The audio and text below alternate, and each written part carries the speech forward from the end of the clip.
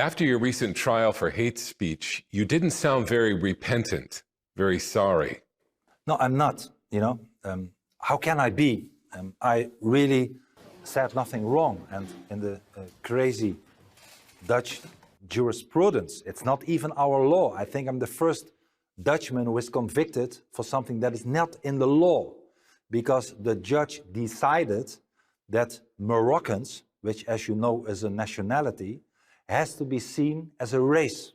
The reason I said it was because 80% of the Dutch jihadis who go to fight in Syria are Moroccans, 80%. They are 22 times overrepresented in criminal offenses when it comes to street crime. 60% of the Moroccan youth under the age of 23 has been arrested at least once. So in any poll, it proved that the majority of the Dutch people agreed with me about the Moroccans. And the judge said, because of international jurisprudence, once again, not even in the Dutch law, that Moroccans had to be seen as a race. So if you, in Holland, be careful, tomorrow say that you don't like French, German, or Swedish food or people, you could be called a racist. Of course, this is ridiculous. I did nothing wrong, and that's why I will appeal this crazy verdict. Why do you think you've become so popular in the Netherlands? Well, because like with, I'm not comparing myself with Donald Trump or anybody else, but the people are fed up with politicians ignoring the problems. The people are fed up by if they say something about the influx of the mass immigration from mostly Islamic countries, what they really feel as a threat, what really is a threat, they are being called racist if they make a remark about, hey, this is not our country anymore. Those are common people. People who also want that refugees have to have safe shelter, but believe that why not, if people come from Syria and need safe shelter, why not go to find shelter in these rich Gulf states like Kuwait or Qatar or Saudi Arabia, where they have the same religion or ideology, the same language, the same climate, and billions of dollars to spend. So people want to have a safe refugee, but not coming here. And don't forget, and people are very angry about that most of the people who came to Holland were younger people, often young men, who crossed, before coming to Holland, 6 or 7 safe countries in order to be in Holland. If they just wanted to be safe, they would have stopped at Turkey, or maybe if you find Turkey unsafe, in Greece. The fact that they travel through 6 other countries, like former Yugoslavia, Macedonia, Hungary, Austria, Switzerland, France, Germany, Holland, is because they like our social benefits. They like our welfare state. They know which country to pick. They are not going to stay in Hungary or in Estonia. They come to Germany, to Holland. And people sense that those are not the real refugees. And our government has spent billions of euros to them, and the Dutch people know. They have had in the last few years enormous tough austerity measures. Pensions were cut. The public health services for elderly people were cut. Enormous asocial tough measures. And at the same time, people saw, while the government had these enormous austerity measures, that the government spent billions of euros to asylum seekers who really were not asylum seekers, but migrants looking for a better life. And once again, I don't even blame the people for trying to have a better life here. I blame our government to allow it to happen, to not say enough is enough, you are not a refugee, and we have to defend our own country and close our borders. A country without a border, like Holland, because we are a part of the Schengen Treaty, we are not allowed to control our own border. A country without a border is like a person and a house without a front door. Anybody can enter and you cannot ask anybody to leave. So it's not a real country at all. And we have to get it back and people sense that that is what they want. De islam. Dat is toch wel even veel te simpel. Als je kijkt naar allerlei problemen die zich voordoen vanuit islamitische hoek, dan heeft de heer Wilders gelijk in, en dat is door velen, volgens mij ongeveer alle partijen hier benoemd. En daar moeten we snoeihard tegen optreden. Dat moeten we blijven doen en daar zitten allerlei elementen in het islamitische geloof die daar aanleiding toe geven. Maar de werkelijkheid is dat die een paar honderd jaar geleden ook aanleiding waren vanuit andere geloven om op te treden tegen hun onderdanen. En het gaat mij om heel wat anders. Het gaat mij om het feit dat als wij dit soort radicale ideologische gedachten, maar daar wil ik nog wel niet mee meegaan, als het een ideologie begint te worden. Als dat gebeurt, hoe gaan we die dan bestrijden? Door onze eigen vrijheden en onze eigen waarden op te geven? Of zegt de heer Wilders met mij, wij gaan altijd zorgen dat die vrijheden, die gelijkwaardigheid van man en vrouw, homo, hetero, godsdienstvrijheid, dat dat bij de essentie van Nederland hoort en dat dat altijd ook door de PVV verdedigd zal worden. En als het antwoord op die vraag nee is, dan gooit u die culturele waarden waar Nederland honderden jaren voor heeft gevochten, gooit u zo in de prullenbak. De heer Wilders. Mevrouw de voorzitter, laat ik als antwoord op de heer Zijlstra het volgende zeggen. Er is een onderzoek geweest van een geleerde die heet Ruud Koopmans. Ik denk dat veel mensen hem hier wel kennen. Hij werkt als hoogleraar in Berlijn en heeft een onderzoek gedaan. En dat onderzoek is van 2013. En wat zegt dat onderzoek in 2013? Dat onderzoek zegt in 2013 dat 54,5% van de moslims in Nederland terug willen naar de roots, de basis van de islam. Dat 74% van de moslims in Nederland vinden dat er slechts één interpretatie van de Koran en de islam geldig is. 3/4. Mag ik een paar citaten uit de Koran voornoemen, mevrouw de voorzitter? Soera 8, vers 60. Maak voorbereiding tegen hen. Met wat gij wilt kunt ge de kracht van paarden om te terroriseren. Soera 47 vers 4. Wanneer gij een ontmoeting hebt met ongelovigen, houd dan op de nekken. En wanneer gij onder hen een bloedbad hebt aangericht, bind hen dan in de boeien.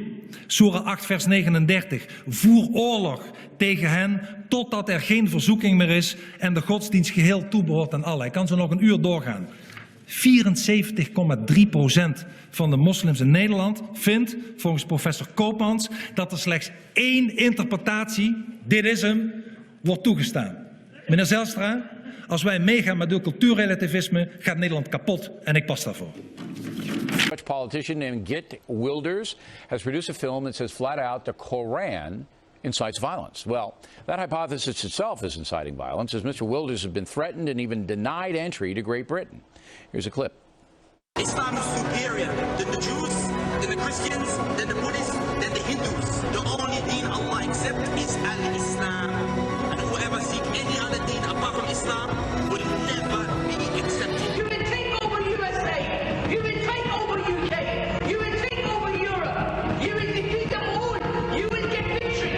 You will take over Egypt. We trust in Allah. With us now is Geert Wilders. See, USA, much more open-minded country than Great Britain, isn't it? You're here. You didn't get hassled, did you? No, not at all. All right, you're here on the biggest cable show in the country. Well, you are a country that, fortunately, unlike the British, is still very fond of I didn't free like speech. that. You know, I love Great Britain. I'm going there in May, and I studied there for a year. I didn't like the fact they didn't let you in. I thought that was wrong. I didn't like it either. I mean, even if you disagree with somebody, please give them the room to speak and use your freedom of speech. But they're afraid. You know they're afraid. They are afraid. They're scared. And they are not only afraid, but they were threatened with 10,000 Muslims. Of course. But in front of the you were House of threatened. Parliament. How many times have you been threatened? 5,000? I mean, I don't know. And one of your More than countrymen that, got killed in I did, the yes. Netherlands. And I'm for 4.5 years now under 24-hour police protection. I lived with my wife So that's what it's all in about. jails, in prison cells, and whatever. But still, I'm a fighter, and I'm fighting All for right, I freedom got of to speech. challenge you on this thing. Sure. It's 15 minutes, okay? And you got nuts like you showed here. You know Bill Maher is? Bill Maher is an American comedian. He did a documentary film called Ridiculous Religion or something like that. I was even in that film. Okay. Now, anybody can make a 15-minute film about religion and make it like it's crazy and, you know, get those guys. You could do that on Christianity, Judaism, Buddhism, whatever. Couldn't you? No, not a movie like that. I mean, for instance, if you look at terroristic acts, of course it would be crazy to state that all Muslims are terrorists, because they are not. But almost all terrorists, unfortunately, are Muslims. So it would have been impossible to use. I didn't use actors in the film. I used real images combined with certain verses from certain surahs, and it would have been impossible to make that kind of movie about Christianity. And my point exactly is that when you look at the Islam, I'm not talking about the people, I have nothing against Muslims. Yeah, but when if you look at the philosophy... If you look at the ideology of Islam, it's a totalitarian ideology. But you don't spend much time in the documentary on the Quran itself. And again, you can take the Old Testament and the Bible and pull out all kinds of inflammatory stuff. And I'm saying to myself, what good is... Here's the bottom line on it, sir. What good is this? Most people know in the free world, not in the Muslim world, in the free world, most clear-thinking people know that worldwide terrorism is driven by Islamic fascism. Most people know that. Why do you, what good is you telling them again? Unfortunately, most people in Europe don't know, especially the political elite, the leadership in Europe. They don't know it. They are afraid. They are what the Arabs call dhimmis. They are afraid of the reality. If I tell you that even today in a European country, Great Britain, the country that banned me and sent me away after detaining me for a few hours, we have already today, when it comes to family law, Sharia courts functioning. I mean, this is Europe today. But you can't tell me after the London subways got bombed, after your compatriot got murdered in the street of Holland, after they blew up the train in Madrid, after all of these things happened, that Europeans don't know? No. They don't know? The European they're people, afraid. They're cowards. They are big, fat cowards. Okay, so this isn't going to change that. But the political elite is not acting. What we should do, we should be more proud of our own identity. We should be more proud of our values that are based on Christianity, so what do you do? on Judaism. Do you throw the Muslims out of Holland? I will not throw anybody out. Because you got a big problem over there, don't you? What I wanted to say is that the first thing we should do in Europe is to stop the immigration from Muslim countries. I wouldn't like to halt the immigration from Muslim countries. If you look at the demographics, if you look at the mass immigration, it is changing our society for the worse. Well, what's the percentage of Muslims? It's 10% in France. Population is 10% Muslim. What is it in the Netherlands? Well, a little bit less. We have 16 million inhabitants, and 1 million out of them are Muslims. 100 years ago, it were 54 Muslims out of the population. And the numbers is not the only problem. The fact is that at the end of the day, we will lose our freedom, because Islam wants nothing else than to submit other people. They are not in our societies to integrate. Now, do they call you a racist like they call me here? Well, you know, they do. But it's very easy that if somebody is not playing the political correct tune to label him a racist or xenophobe, I am not. My party today represents the second biggest party in the polls in the Netherlands. Why? Those people are not racist. Those people are proud on their own Christian identity. They don't want the Netherlands to become an Islamic country. You wouldn't throw them out, but you'd stop the migration. I would stop the migration. I would not throw anybody out, except if they commit violent crimes. Of course, then we can say, well, you are not welcome anymore in this country. And this is really the first thing we should do. What are we doing now? We are, like the United Kingdom, we are bargaining away. We are appeasing. It's as if Mr. Chamberlain is again in office and not Mr. Gordon Brown. All you have to see is how many troops NATO in Europe sends to Afghanistan, and what Europe does very small. All right, Mr. Wilders, we hope you stay safe. Thanks for coming in. We appreciate it. Pleasure to be here. Well, you know, we are not in charge of our own country, our own immigration policy, our own border anymore. And the European Union, together with Turkey and other countries, are making a big mess of stopping the tsunami of migrants from the Middle East and Africa. So the only thing that we should do today is to close our national borders, because when it comes to our own culture, when it comes to the cost, when it comes to terror or security issues, we should take the lead when it comes to controlling our own borders. And in order to do that, I think we should leave both the Schengen Treaty as well as the European Union as a whole. Leaving the EU, in the UK is actively discussed, but there are a lot of studies that suggest it could be really bad for business and that it could cause the currency to plummet. So how do you assure Dutch citizens that the same thing wouldn't happen to the Netherlands if you left the EU? Well, we had an independent UK bureau investigate this, and they made a report of us. They worked on it for more than a year. And it proved that after some initial cost, at the end of the day, the Dutch would benefit economically even more. We would have an economical growth of more than 10% extra in the next 8 to 10 years. And of course, this is because, like Switzerland, we would want to leave the European Union but still have access to the internal market. I'm very much in favor of free trade. As Switzerland, we should be in the heart of Europe, but outside the bureaucracy of the European Union.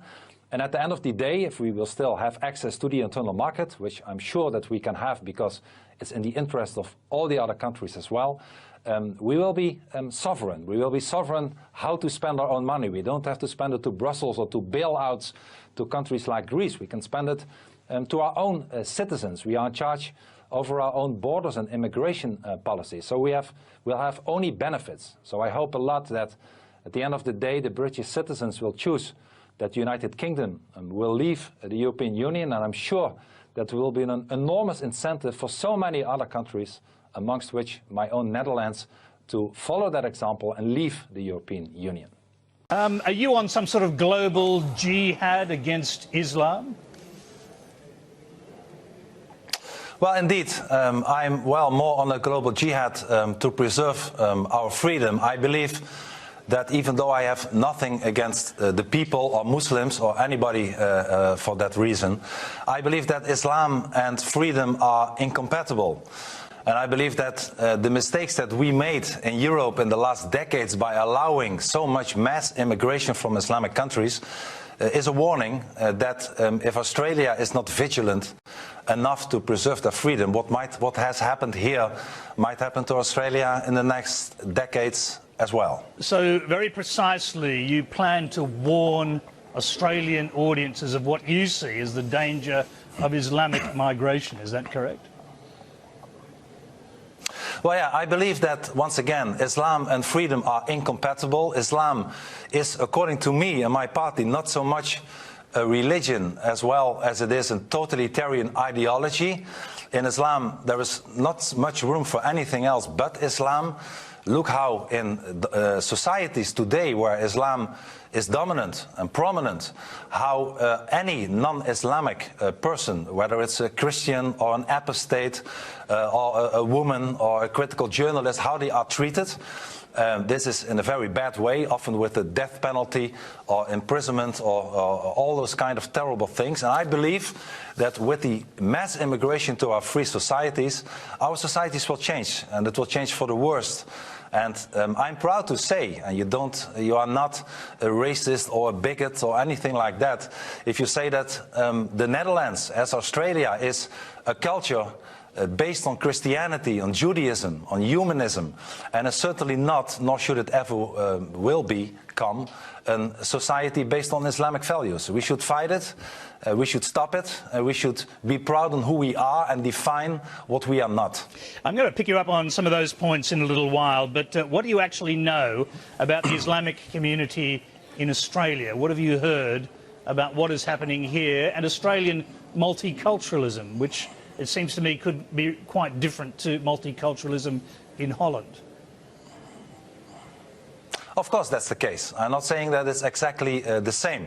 I know, and I also spoke in the United States of America and in Canada and other countries where they have good results with immigration, that it cannot be compared everything to Europe. But I know that where we today in Europe have an enormous influx of, in the last decades, of people from Islamic countries, that our society has changed, that it has worsened for that reason, that unfortunately non-Western immigrants, often Muslims, are overrepresented in statistics of crime, of dependency on social benefits, that we have honor killings, that we have genital mutilation, that we have streets where women with headscarves and burqas are not the exception anymore, and that it's getting worse. And what I'm trying to do when I visit your beautiful country, Australia, is warn Australians that even though it might not be the case today, learn from the mistakes that we made in Europe, be vigilant and look at Islam for what it really is. Islam is not a religion of peace. Islam is a totalitarian ideology. The best example is that if any person, any Muslim wants to leave Islam, then the penalty is death. It is not even allowed to leave it. And that's why I believe Islam should not so be compared with other religions like Christianity or Judaism, but Islam should be compared to other totalitarian ideologies like communism or fascism.